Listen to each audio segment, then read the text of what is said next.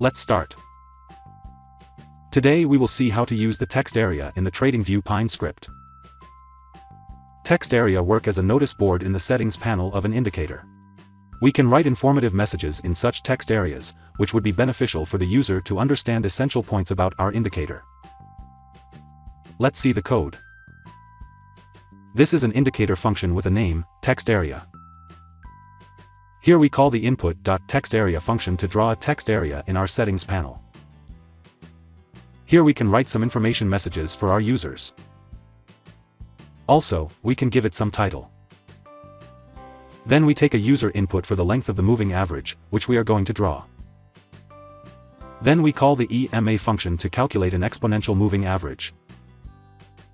And finally, we plot the moving average.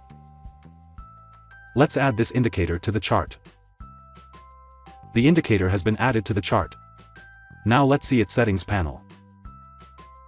As you can see, our text area shows an informative message to the user about our indicator. Below that we have the input box for the moving average. The text area could be really useful when we want to display the information about our indicator to the user so that the user can understand it easily. So that's it. That's how you can create a text area in the TradingView pinescript. Thank you.